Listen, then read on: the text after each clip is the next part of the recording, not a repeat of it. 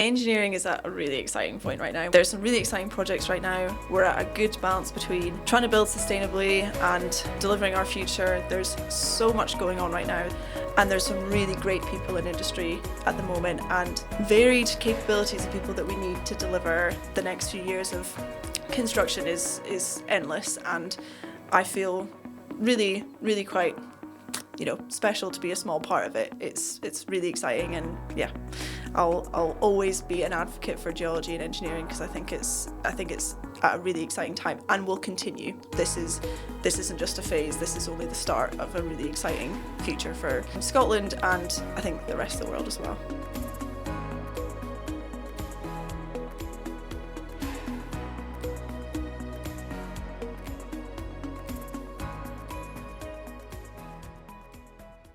Welcome to the Engineer Career Podcast, Lucy.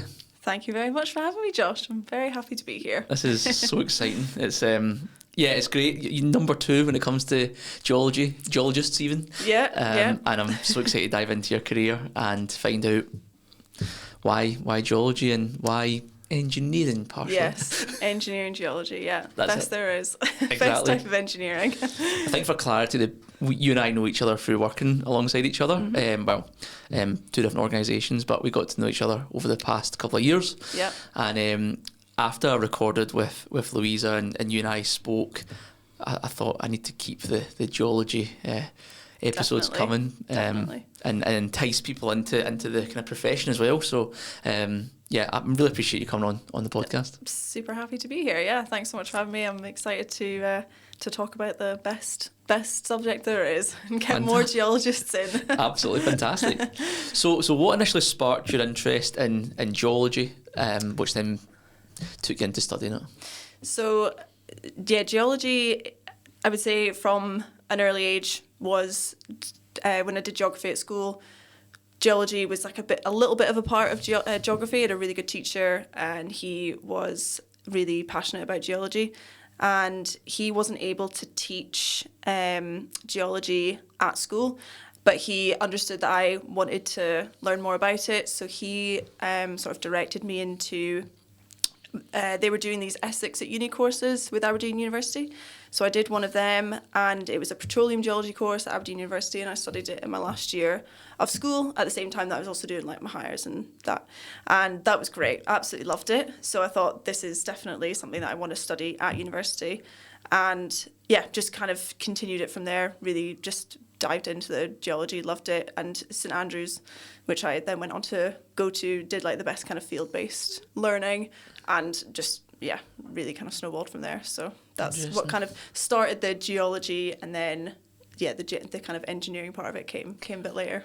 So before we get into the engineering side of things, let's focus on geology. What universities in Scotland in the UK can you study geology? I think it's important we highlight this because not every university teaches it. Yeah. And if you want to get into it, it's obviously useful to know where you can study it. Definitely. I think, for people kind of listening to this and listening to, how to get into engineering or even into geology, the struggle is that it's not taught very commonly in schools. So there is a bit more of a push specifically with kind of STEM and universities going into schools to make geology more well known about the different options.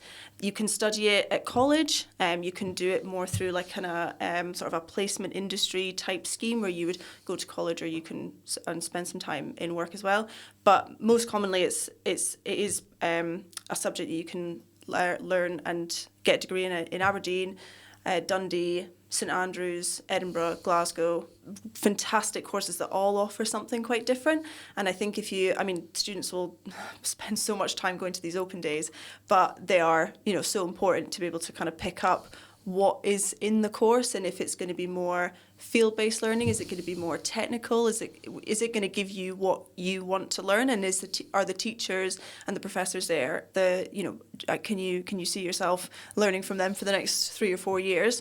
And there's some great universities down south as well. Obviously this is goes out to everyone and anyone, and there's some brilliant, like Newcastle Uni do some great courses and master's courses, and down south in London as well. But yeah, really great. And you can't beat Scotland geology. If you're going to study geology, try and do it in Scotland, because you know your learning is on your doorstep. So it's just fantastic. So even people like Louisa Hendry is just making that so available to people online, which is brilliant. So yeah. Exactly. No, absolutely. So what made you choose, when you decided geology's for you, what made you choose St Andrews, and was it in 5th year or 6th year that you got the grades to then get in? So it was in 6th year that I got the grades. So yeah, I had my sort of good subjects at school were the ones like art and geography and sort of chemistry. Really liked all of them types of subjects, but in 5th year I didn't get chemistry or maths. I got C's, so that was a bit of a setback. But then did them again in 6th year and got A's, which was great, because that was what I needed to get into most of the unis that I wanted to go to, was to get the kind of the STEM type subjects. You need them, but art was really good to use for any kind of geology, or sketching is always quite handy. So yeah, managed to do those grades again, which was good. And then I kind of had St Andrews as my top choice, purely because I'd been to the open days and I'd seen the kind of well-rounded learning that you get there. They're very they push quite a lot of field-based learning, and I'm a very visual learner. Love to just see how things actually work out in the field, be able to apply that and think about that as you're trying to understand a particular concept. We did some really interesting field trips in quarries and things, so it all sort of came together, which is really nice practical learning. So I decided on St Andrews when I got the grades, and yeah, it was the best uni for me. It was brilliant. Brilliant, superb. So let's talk through St Andrews then. So you moved to St Andrews and you start to study geology. What within the course stood out for you that you enjoyed or excelled in? So I loved all the field trips. The field trips were fantastic, and St Andrews do so well to put on as many as they do. Like I said, Scotland's it's everything on your doorstep, really. It's a fantastic place to learn geology. When I got to sort of 3rd and 4th year, as I said, the more kind of practical thinking about what you're learning is going to apply to your actual workplace, maybe. So I'd done a few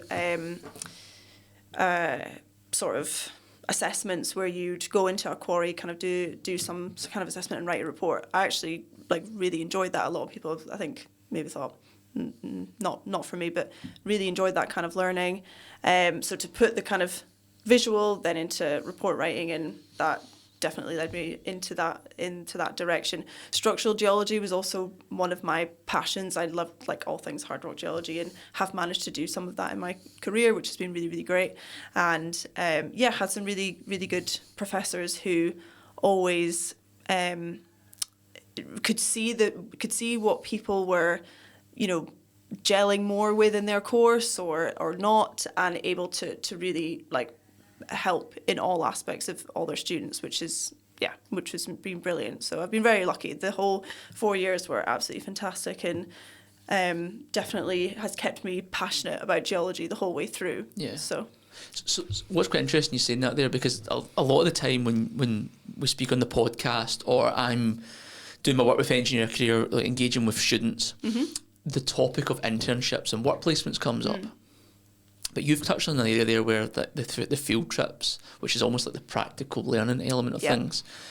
I would guess that almost kind of fills in for work placements, internships, because you're actually getting out there and doing part of what you're going to be doing when you graduate. What's your thoughts on that? Or? Yeah, that's a really good way of looking at it. And not only are you thinking about what you're going to learn and make sure that you are fulfilling the actual assessment, you're thinking about health and safety. You're kind of getting that element. You're working as a team. You're working to a sort of tight deadline, because you've only got so many days out in the field. You're thinking about good weather windows, all kind of things now that I use all the time. It's that balancing your sort of technical, what you're actually doing, with your health and safety and your project management and your teamwork and everything all at the same time. So they were invaluable experiences to have that kind of field work, and they put, you know, it's an incredible opportunity, but it's a really like condensed level of learning, and you get so much out of it. And that's sort of like the internship placement type thing. You've got to be a sponge in these situations and just get the most out of it, and everybody did, which was great. So yeah, that's a good point. I just think from an engineering point of view, and I think the amount of emphasis put on it, you know, but I do wonder where the opportunity could be to integrate these types of things into more of your traditional engineering courses, instead of just always relying on people getting internships.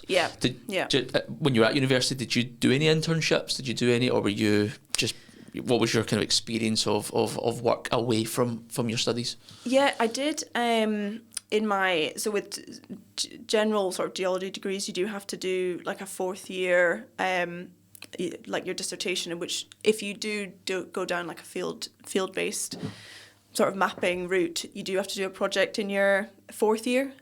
So I went to Greenland, which was fantastic, and did my mapping dissertation there, which was like absolutely incredible. But the year before that, I did an internship with the university and helped them log like a special mineral collection that was donated to the university. So I did sort of 4 days a week logging these mineral samples and rock samples. And then the 5th day of the week, I was working in the museum, and we were doing a lot of trips with school students, and we did a little geology trip around the coast. So that was really great. And we also did some like blog posts just to kind of, again, promote geology. Did a little treasure hunt in the museum to help like find little fossils and stuff. So that was great. That was the 6 weeks over the summer, and really, really enjoyed that. So, and again, not something that I thought, well, you know, is this going to lead to this and this and this? It was just like, this is a really good opportunity. The skills and what you learn from it will then be totally transferable to something else. And it was a really great experience. So, that was, I hadn't done like a sort of traditional sort of placement that I thought this is definitely going to be lead to something. But I did do something which actually really just improved my overall skill set and learning, and it was great to work a bit more with kids and that sort of element, because then I ended up doing some STEM stuff when I left uni, which was great. So yeah, I don't want to keep emphasising the work placement and internship part, but I think there's something that you and I both have the ability to do. Is you and I can, having been in the industry for 8, 9, 10 years, we can reflect on those experiences and identify the skills that we built up, instead of look at anyone. Like, for example, I did an internship or a work placement, and what you did, we can look at the skills you learned as opposed to the phrase internship. And I think that's something that you and I almost have I think a responsibility to when you're speaking with students. Is it's actually more the skills, where are you developing your skills, rather than where you're actually going to do it. I think that's probably more important, especially understanding yourself. It's about what you make of something. If an opportunity is given to you and you're not quite sure, is this the right thing? If it's there and you've got it, just make the most out of it. Get as much as you can out of it, because I guarantee you'll learn something and you'll walk away, even if you think this is not going to be useful in like the next sort of 5-10 years. It probably will be for your development. I just think definitely just get the most out of it. Exactly. For sure. Say yes. Say yes to opportunities. Yeah, absolutely. So it'd be rude for us not to talk about engineering since you're on the podcast, since we've just finished geology. So we kind of briefly spoke about this before recording, but when you graduated, you moved into a graduate engineering geology role with Fairhurst. At what point did you recognise that it was engineering geology you were going to go into, and that it was graduate engineering geologist roles you're thinking of moving into? Yes, I looked for just any kind of job when I was at uni that could kind of develop the sort of skills that I'd built up at university and doing geology. The description of engineering geology roles just really like sprung out to me. Like it was something that I thought, that sounds like what I want to do. Seeing something built from the ground up, and I've heard so many people say this about engineering in general, but it is that visual going from seeing something from nothing and building it up, and the engineering geology covers so much. Like there's this really good graphic that the BGS and ARUP did, and it's how engineering geology applies to the UN sustainability goals. Okay, yep. So people listening, and you should Google it because it's really. Well, how about you share it with me afterwards, and I'll put it in the link of the podcast. Yeah, it's really interesting because it shows you just where engineering geology fits into everything that we do, and that's what kind of led me into it. I just think it's really interesting to see that being built, and in Scotland specifically, there's just so much going on. So there's obviously with geology, you can go into mining, you can go into, exploration, you can go into more the academic route, which is all fantastic. But yeah, engineering geology is just endless. Yeah. And even just going the different avenues that you can take, just really, really really was quite something that I wanted to get into and could see myself in for a long time, because you're never going to be bored. Like, you're never going to be doing the same thing over and over again, because you're always going to be looking at something different and digging up something different. Yeah. So yeah, that's what definitely the descriptions and going into the sort of graduate roles, really sounded quite interesting. So that's how I ended up slowly kind of, the applications were slimming down into the engineering geology and the kind of construction industry and that altogether. So I mean, when you and I kind of met through my role and your role, I didn't have an appreciation for geology at all. Like, I hadn't been in the construction industry before, mm-hmm. never had to consider on any project I'd worked on, and then bang, it's the critical element at the starting point of the projects which I'm developing, and my appreciation for it went from not having a clue to, well, this is critical. Yeah. And obviously when had Louise on, that kind of started to embed as well. Yeah. So it's fascinating how make or break the geology is of any kind of base layer of where your construction activities are going to take place. Yeah, and I think that's something is when you start as a graduate and you're a passionate geologist, you want to dive into so many things that actually you need to summarize it in this and this for somebody else to then take and carry it on. And there's definitely you got to kind of pull yourself back sometimes of being this is really interesting from a geological point of view, but what does it mean for us wanting to construct this and this?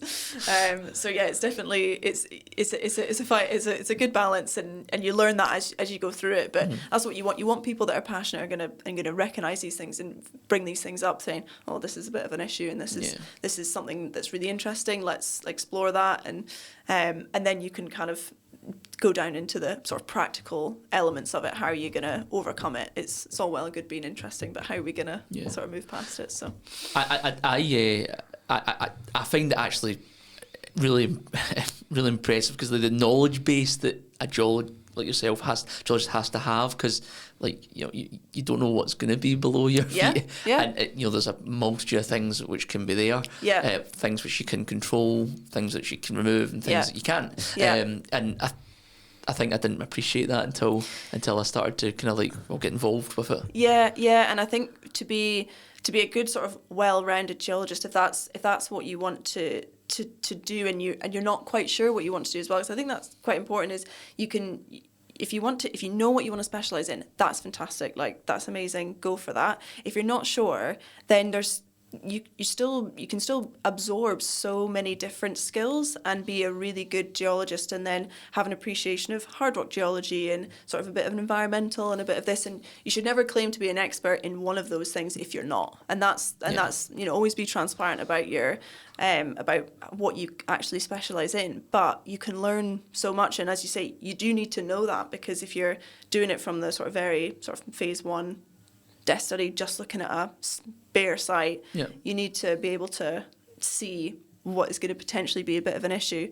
And I've really enjoyed that part of my career, and going from just doing sort of soils earthworks to big hard rock geology and quarrying, and then equally some contaminated sites, brownfield sites. We need to be able to utilize those and use those. So there's a whole element that you need to be aware of, and it's nice to be able to have that opportunity to learn about so much of this. And it often comes up because these sites are so varied now, as you say, you just don't know what you're going to find, No, which is daunting and super interesting at the same time. Absolutely. So graduate engineering geologist, into engineering geologist, into senior engineering geologist, all at Fairhurst. Has there been a notable project or experience or within that timescale that stands out that you enjoyed? In that period of time, I think the big standout project for me was definitely going to St Helena.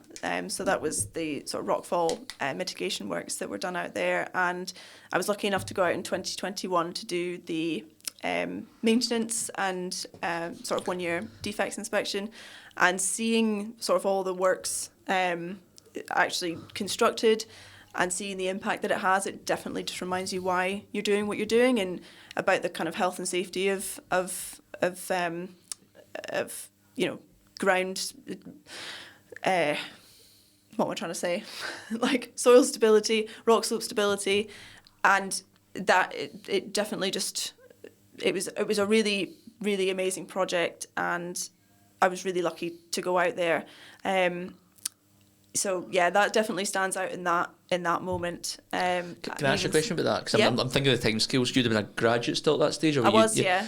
So was that project? Does that project stand out for what you did on it, or for what you were exposed to? And I'm thinking about students here, because students always say to me, it's the most common question I get asked, whether I'm doing a talk or whether I'm engaging directly with one. How did you have the experience to do, what your role was in that project? Yeah. And like those people around you, you get exposure, you get support. Yeah. Was that one of those projects? Or, so was it just the kind of purely being involved in it that it was amazing, or was it what you contributed towards it? Yeah, definitely a bit of both. It was something that as soon as I kind of heard about the project, it was something that I was really passionate about, because, like I said, hard rock geology is definitely more my passion in there, and seeing how that was going to impact like a whole community, a whole town, the benefits not only to them but just like the entire island. I got so much out of it from learning from other people, but I also was able to add value to the project in terms of its like overall just success and delivery, and that was from probably more like your soft skills, and I think those are worth so much, and you've spoken about this so much, and it's really important, because it can be just as important as your technical, and working on those constantly from school and uni and all the way through work, that's really important. I think that kind of set me up really well, and probably maybe stand out as a person that could carry that project and see it through. But then also my learning from a technical point of view, I got a lot out of it in terms of the modelling and the ground sort of properties that you need to understand from that project. So equal parts in and out. It was a really, really standout project for me. It might just be coincidence, but all of when I think back to the projects I did when I graduated, I feel like they were where my memory, the bank is in my memory of like either working with an experienced person or seeing something happen, whether it be an output or learnings for the first time. It's interesting you being in that kind of graduate space that you were the same. It's amazing when you think back. I don't know if it's just coincidence, like I said, but I tend to find I always talk about people and projects, the kind of like the bedrock of your career, and it tends to be the ones that you see for the first time and get exposure to. And you should value your time as a graduate. I think I was a graduate for 3 years, and people can go on quite fixed programs, or they can just go in and work their way up, and those graduate years, some people can just be like really pushing just to get to the next bit. They don't want to be a graduate, and it's like, just take those years. You're going to be exposed to so much, as you said. Just be a sponge. I had some absolutely brilliant projects, very fortunate, but also I feel like a success in one project then led me to another great project. Had some really great site work, time spent up on the A9, which was fantastic. Learnt so much from so many amazing people, and they were happy to give you your time. And if somebody in a sort of more senior role is happy to give you their time, take it, because Absolutely. Their time is so valuable sometimes. And if they're going to sit down or go out on site with you and explain something, just just take it in. Take it, yeah. So yeah, really, really good experience as a graduate. But it's been, I don't think I could single out. I've had each year. There's so many exciting things that are happening right now, and since moving into my new job and new role, it's been like non-stop, and it's been brilliant. So yeah, I think it's a good point. I think every year in your career there is something or some things that come up that you kind of like go, that was. I mean, I'll go specifically the GI I did when you were involved. That to me stands out in my career. Yeah. Because it was the first time we did it, but also being in the office quite a bit, getting that chance to go out on site and really kind of explore and just like you said. I mean, I'm 10 years out of uni, and I went out there to be a sponge. I went out there to manage a project, but I was a sponge at the same time. So I was like, I'm going to learn more out in this environment than I will anywhere else right now. Otherwise, the alternative is I can sit back and just wait for information to come to me, or I can actually be absorbing information, understanding it, and becoming more knowledgeable about the area. Definitely not to your level, but you know what I mean. Like in terms of where I sit, I'm far more knowledgeable because I got exposure to it. But yeah, taking those opportunities to go and learn from people, and whether they are very experienced or whether they're just experts in their field. Never say no to that opportunity. Yeah, and again, just kind of going back to what we were talking about at the start. Even if you think this is useless to me in my career development, I guarantee it won't be, because you'll call on that at some point for something else a year later, and you'll be like, oh, I'm really glad I listened to that. And any kind of webinars, or if somebody's going to give you your time, take it. As you said, like it can always lead to just more knowledge, more learning, which is I feel this is a masterclass, Lucy, and you telling students what they need to do when they graduate. This is perfect. I love this. Scrap the podcast. Masterclasses all the way. So recently you moved from Fairhurst to Gavin and Doherty Geosolutions as a senior geotech technical engineer. How's that been? How is it? It's been great. It's been really good. It was definitely to make that leap. I'd been at Fairhurst for 7.5 years and great 7.5 years, and then got chartered at the end of last year, and that was then this opportunity came up, and I could see this being like a really good opportunity, really good people, different kind of learning, lots of specialist geotechnical engineers who are all have had really great careers, and I could see a lot of learning from them, and it's been fantastic. Like that's been 6 months now, and it's just gone like that, and had some really good projects already, and been based on site at the moment, which has just been brilliant. And again, equal parts learning from some fantastic people and being able to contribute to this new team has been really good, and definitely just the best decision for me at this point in my career. So I'm really excited to see where it goes now, because it's been already a very strong start. Brilliant. So if you were to pick a moment in your career so far, or achievement, what stands out as the bit? I know, I feel like I'm asking this is like, now that you look back at your career, it's not there. But what so far across your career so far stands out? It would definitely be getting chartered. That was just the big one. And I think for anyone, when you're, people listening to this, if they're just leaving school or just leaving uni thinking, I'm done with the learning, that was me, for sure. When I left uni, I was like, job time, make money, this is it. Can't think about learning anymore or doing any more qualifications. It's surprising how much you then want, as soon as you start, when it's on your own time and it's your thing, you want to push to do it. And getting chartered last year was a huge achievement that I felt for me at the time. It took a lot of personal time.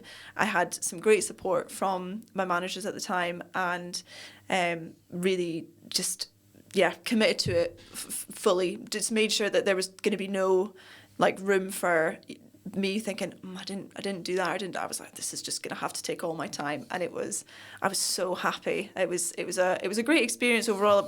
The assessment is a 2-hour long interview. It could be a bit, but it was great. And it was actually just like this. Like it was a lovely conversation is what it was. I think if you're comfortable and you feel ready for something, it was a really great experience, and I got some really lovely feedback, and ultimately got chartered, which was just great. But I think after I got chartered, I thought, have a seat now.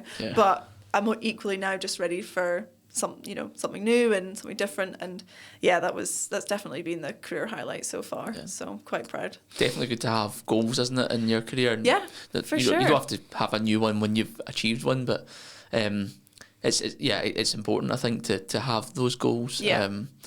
Kind of push you on. I mean, anyone, you get your kind of personal development plans and work and all the rest of it, which obviously are really important, and these tie into it. But I think it's not until you achieve something that you recognise how important they are, and who you pull on to get that knowledge set. So exactly. So talking about that, then what about mentors and role models? Who stands out in your career? Who's been the kind of anyone supported you or been a touch point for you throughout your career?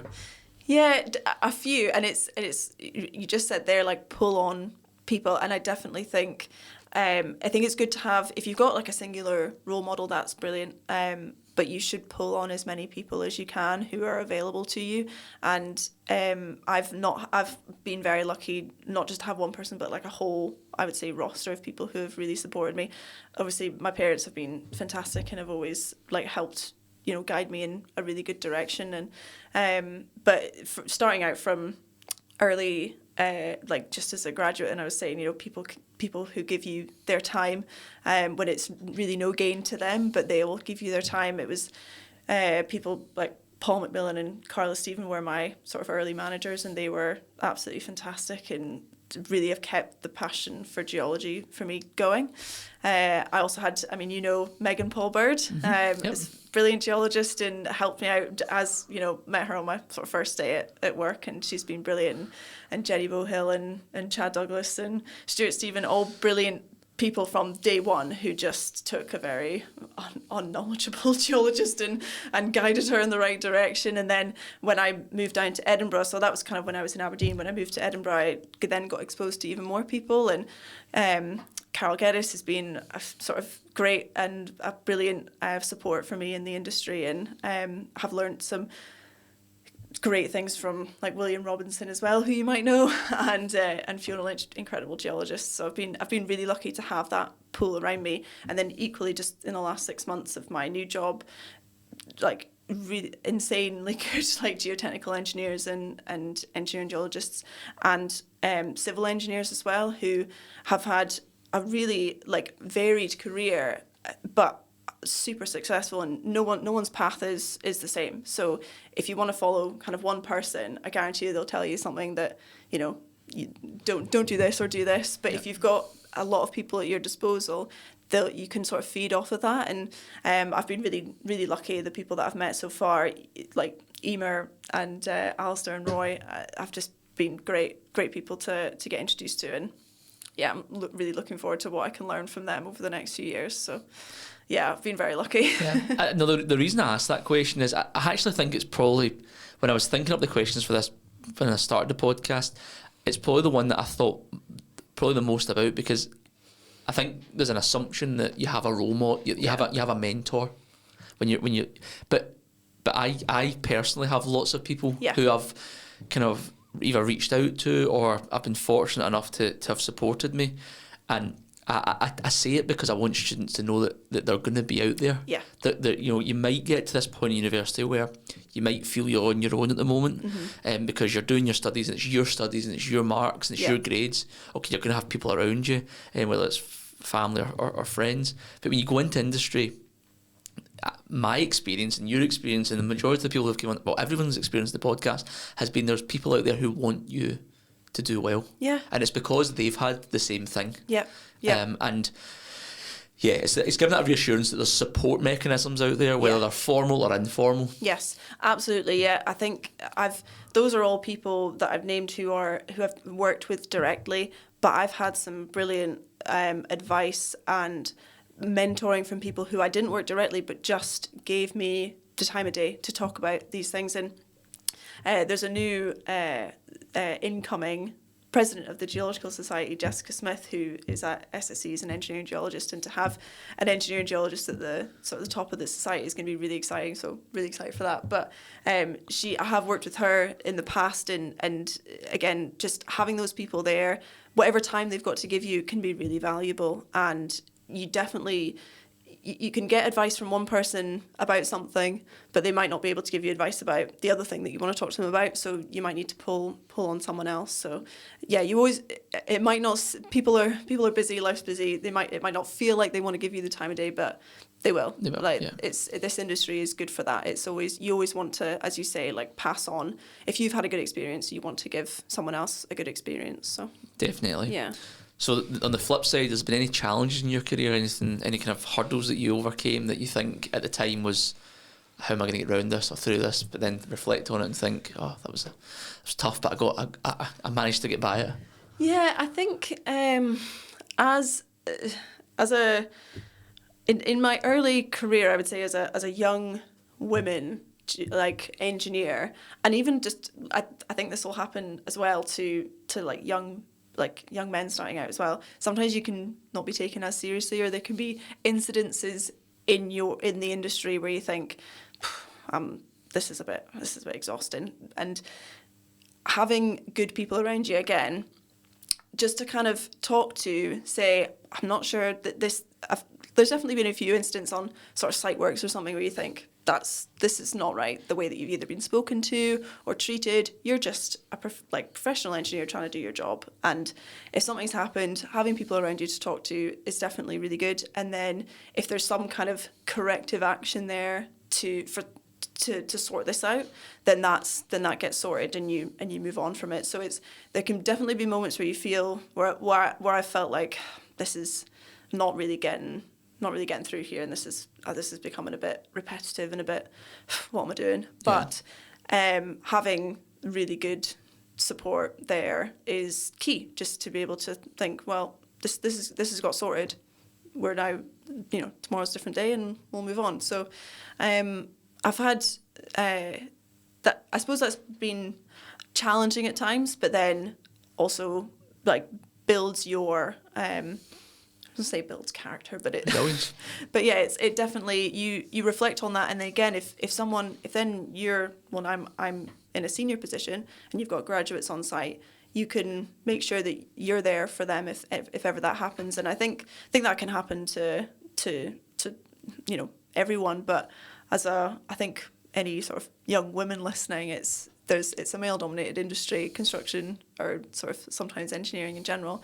That is definitely, I would say, changing a lot, but it can be a bit daunting, but there's always support there, and that's been really, really good for me to kind of overcome that sometimes when you're feeling a bit like not getting through to someone. So yeah. I'm going to ask a question here, but we can cut it out if it goes over the mark. So So give me your honest view on it, right? And if you want to cut it out, okay? Because I hate this topic because people can't talk about it honestly. So, see, in that instance, obviously, I don't know the instance was, or instances where, obviously, you build resilience. I would presume, because I'm a guy. I'm not a woman in engineering, and I'm not in your shoes.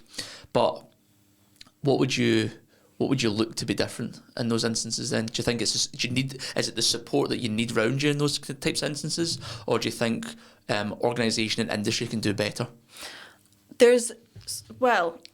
I've seen, just on the site that I'm on at the moment, this is the first time that this has happened. They've got this great that they've got like a women's forum. So all the women on site, it's the most amount of women I've worked with on a construction site. It's brilliant. So we have this lovely one of the graduates from the client side has organised this women's forum, and it's a really good support network, just to be like, if there's anything that anyone's not comfortable with or something that's happened, we chat about it. And then there's also the person who then makes sure that any actions are dealt with is actually one of the men from the client side, and he goes and just makes sure that anything is dealt with. I think that's a fantastic initiative to have on a construction site. Some people are there and willing and ready to help if anything like that happens. So there's definitely a good push there from clients, project managers, that are really, really making sure that everyone feels comfortable on site,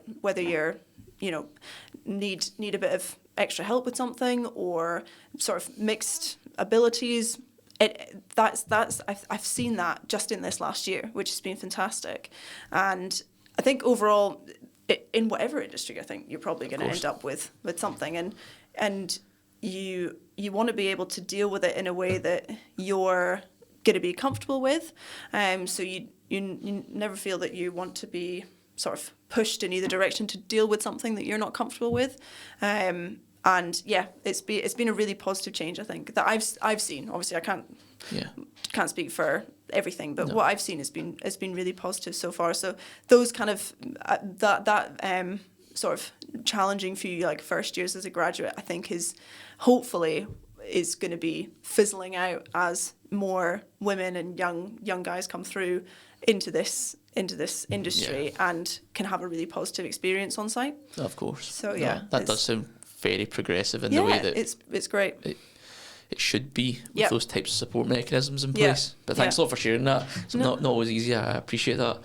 So what advice would you give to someone, I'm going to split this in two. So what advice would you give to someone that's considering a career in geology, first of all, and then we'll go into engineering. Yeah, okay. I shouldn't be splitting these up, but I'm going to find out.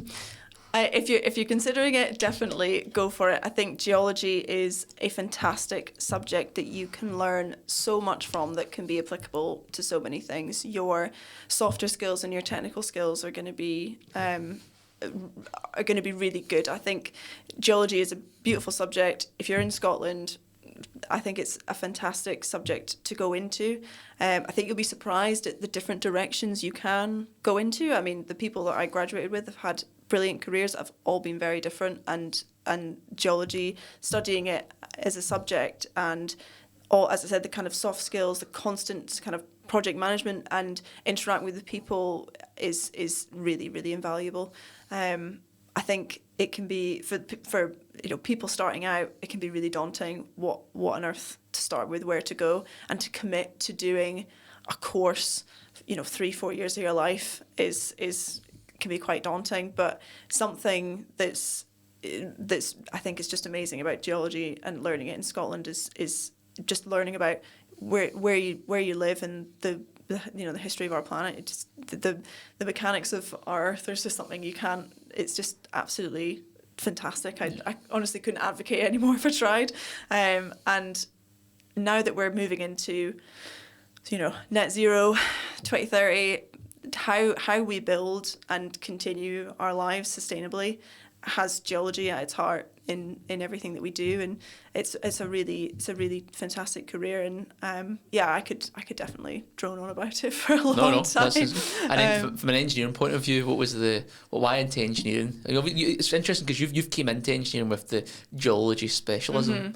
What within engineering do you think is an attractive kind of component which you would say to advise someone, pick engineering, get involved with it? Yeah, I think, and I don't know if this is going to come across like, I've just finished school, I've just finished uni, I don't want to learn anymore. But it is like the endless amount that you can learn, and that you are going to be happy to learn about for sure. It's, there's, as we talked, even if you're a graduate or if you're nearing retirement, the engineers out there are always open to learning new things and passing on that knowledge. And if you're not sure what you want to do, and engineering is sort of in there, I couldn't recommend it more, because you'll have such a fulfilling career. I would say, like, in the years since I've left uni, first week that I started has been, it's ups and downs for sure, but it's always fulfilling. You're never bored. And it's hard work sometimes, but that's really rewarding. And I think engineering is, again, it's such a really exciting point right now. And obviously, I'm only like 7-8 years out, and I can't say, it was really exciting 20 years ago because I wasn't in it. But I think it's at such a interesting point, because we're trying to, again, just pulling on the sustainability, we're trying to build sustainably with like our natural resources. We're trying to make sure that whatever we're doing in our beautiful country isn't, going to have a lasting damaging impact, whilst securing our future and securing our energy. And that's really exciting. That balance is really interesting. And there's just so much in engineering that you can learn about. The things that I try and pick up now is definitely not something I ever thought I was going to be interested in. But first, the breadth of subjects that come under engineering, and your other podcasts, it's the engineers that you've had on, it's just such a huge umbrella of people. Fantastic, like the directions that they've gone in, and I would say, obviously I'm going to be biased about geotechnical engineering being really good, but it doesn't mean that you can't learn about it even if you go in a different direction. The types of projects that you and I have had exposure to, they need mechanical engineers, chemical engineers, they need electrical engineers, and then geologists are, a part of that as well. So you're gonna, like, you've had exposure to it, even though it's not something that is in your specialism, but it's been there, and it's, you can go off into those different directions if you want. Your career is going to be long, so you don't need to commit to one type and go for it. Obviously you're going to be qualified, but it's just endless. I think it's just brilliant. There can be a lot of doom and gloom at the moment. I think that everyone sees, turn on the TV, put the news on, and then if you then throw into that the quote unquote threat of artificial intelligence, but in my career, so I'm 10 years this year, I've been in the industry. I've actually been longer, it's like 12 years. But out of uni 10, I don't think there's been a more exciting time to be in engineering than just now. Yeah. And I think it's only going to kind of maintain that way or build with things are going to changing. And if you're, a developing engineer, I beg you to believe it. Yeah. It's very easy to do the opposite and think of all and see the negativity. But there is so much now, whether it's the industry that we're in, being the energy sector, and in particular the construction sector within that, so new energy and the new infrastructure that's coming with it. And then, you pick a sector and something's happening in it. Yeah. And it's amazing. And you can throw in the phrase sustainability into each sector and what it's either trying to change or do, or just trying to maintain the status quo while trying to bring more sustainable processes into it. Yep. And that's just talking about sustainability. Yeah. So and then there's the evolution, or there's innovation across every industry, which is independent of sustainability or independent of any particular sector. Engineering is to me is the best place to be. It's Engineer Career Podcast, I would say that, but it absolutely is. But it's so, I find it just amazing to be in an industry where you can literally, as you said, you can almost pivot every way, and also an industry where you can learn from absolutely everyone you work with, which is amazing. And also another thing about our industry which I find amazing as well is people love talking about their careers, which means if you have the ability to listen and to be a sponge, like you've said it more than once, you can learn from everyone you deal with. Yeah. So it's just a great industry, I think, to be in right now. And I'm so glad you shared it from the different perspectives as well. And I think it's interesting you talked about AI, because that's talked about so much, and it's something that I think advice for young people as well is if you're starting out and you're we're talking about this learning all the time, learning something yourself is invaluable. These in the world now of sort of ChatGPT, which I'm always keep my hand away from that, but learning it yourself is so important, direct from source.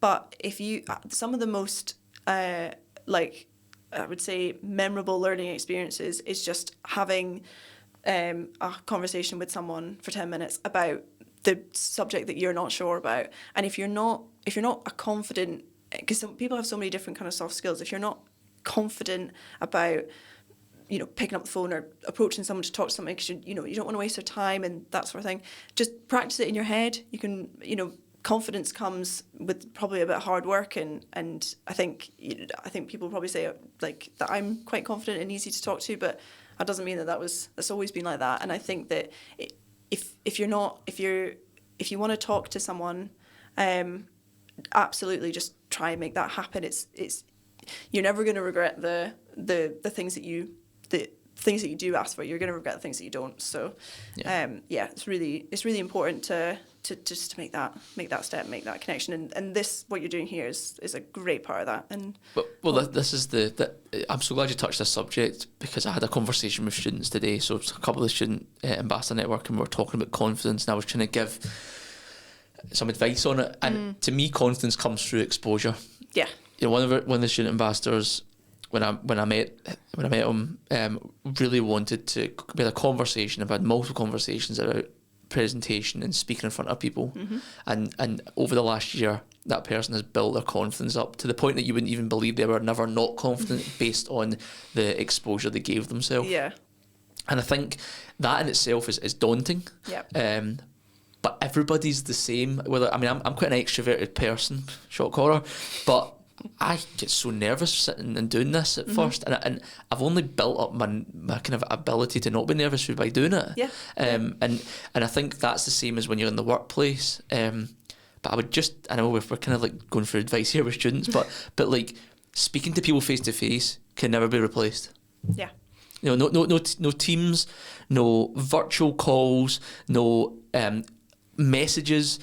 Try and meet people face to face, where it's a coffee, where in the office, because it's where things happen. Yeah. And you know, I remember calling you over a project, and it was a whole lot easier doing that than bouncing emails off each other. Yeah. So that is, I really, you know, listen to the advice Lucy's gave today. That's it. Simple as that.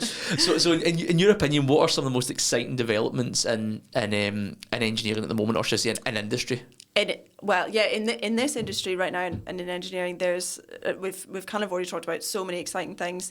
I've sort of said it before. One of the most exciting things that for me personally is having an engineering geologist at the top of the Geological Society of London. Really exciting that Jessica is going to be joining. I think that's just going to be fantastic. I also sit on the Early Careers Network, so I'm trying to push a lot more kind of collaborative events, Scotland-based events.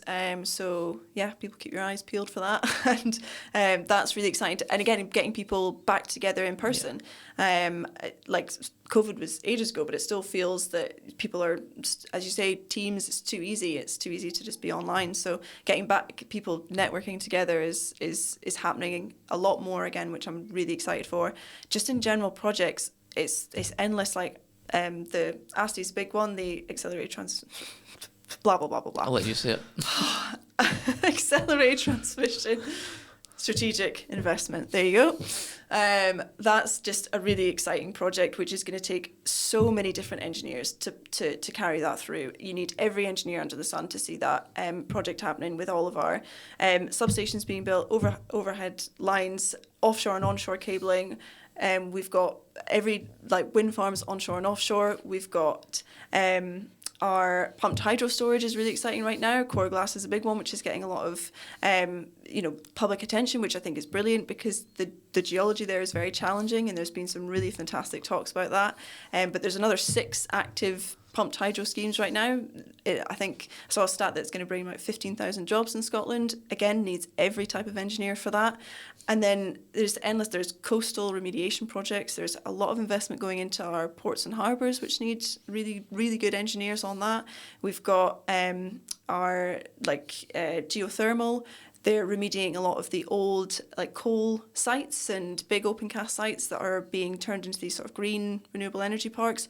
Really exciting projects, challenging, but lots of good stuff happening right now. And I'm working on some, again, really exciting projects which range from sort of clean energy, looking at our battery storage, securing that kind of energy transition, and then also new sites for the NHS and residential, and also our infrastructure as well, which is key to keep us all together. So endless. So many exciting projects right now. That was awesome. I love that. Really that's getting snipped. I'm just going to repeat it and repeat it. That was amazing. Thanks a lot. Do you want to take over my role? That was awesome. You just summarised the whole industry. Yeah, and there's so many good resources to kind of keep on. That's not as if I'm just there's so many good things, like the BGA, BGS, GSL, Geoscientist, and civil engineer magazines. All these magazines that are available are online blogs.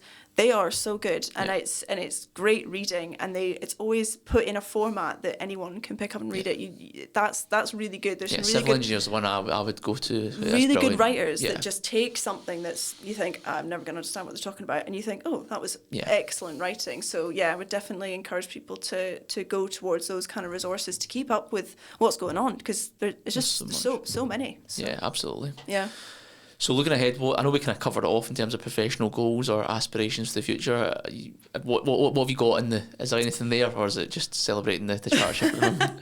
Yeah, I think if you asked me that a year ago, I would have said to get chartered. But I mean, that's as soon as that was over, it's not like that's it done. I still have my sort of continued professional development, keep up the CPD. Now that there's some, as I said, there's some great resources out there to keep that learning going. I think I would really like to be a chartership assessor one day, and work towards that, and also work towards being on the registered professionals of geotechnical engineers. I think that would be something that I would really love to do, but that takes time and would need. I want to kind of, be really knuckle down and be a sponge again in this new job, learn from some really great geotechnical engineers in my company, and keep working towards learning all about geotechnical design and also earthworks management, which is what I'm doing right now. And then I think as well, I am really excited about the early careers network that I'm on, connecting, just like you're doing, trying to connect people together with, getting very, very early career people connected with sort of the 10-year mark people, and getting that nice informal advice now and again. So yeah, I'm excited to be on the committee. We've got some really good events, and it's a nice point in my life right now, which I feel like I'm still gonna, there's so much more to learn and so much more to do, and I'm really excited about that. But I'm also really excited that I can now give back to the sort of the people coming through, the graduates, and I'm also doing some exciting work with my old university, which is going to be great. I still love speaking to them and getting them involved in that transition into industry and getting people ready for workplace. So people ask me if I'm busy. How am I busy? you bet me. You bet me there. It's good to be busy. Absolutely, it is. Yeah, you fool. That's what it's all about. Yeah. Thank you so much for coming on the podcast. This has been absolutely awesome. Lucy, great catching up. Yeah. And I'll absolutely love your passion. It's infectious, even though we're in different kind of areas. Well, not in terms of sectors, but in terms of professions as such. It's infectious, and I'm so excited to release this. Bringing geology to the listeners and kind of going into a different spin of it as well. And thank you so much for coming on the podcast. It's been awesome. Thank you so much for having me. I hope this has given some good advice for people. And there's loads in it. So thank you so much. No, thanks for having me. And Finally, what keeps you passionate about engineering? Engineering is at a really exciting point right now. We've talked about it loads, but just to end on it. There's some really exciting projects right now. We're at a good balance between trying to build sustainably and delivering our future. There's so much going on right now, as we've already talked about, and there's some really great people in industry at the moment, and the varied capabilities of people that we need to deliver the next few years of construction is endless, and I feel really, really quite special to be a small part of it. It's really exciting, and I'll always be an advocate for geology and engineering, because I think it's at a really exciting time, and will continue. This isn't just a phase. This is only the start of a really exciting future for Scotland, and I think the rest of the world as well. So, Lucy, thanks so much for coming on the podcast. It's been fun catching up, fun exploring your career. And who knows, we might work with each other again sometime. It's a small world. It's a really small world. Yeah. So thank you so much for having me on, Josh. I hope this has been helpful for anyone who's listened. And good luck to everybody in their engineering future. Thanks. Can't wait to see you in industry. No, amazing. Thanks so much. Cheers. Yeah, cheers, Josh.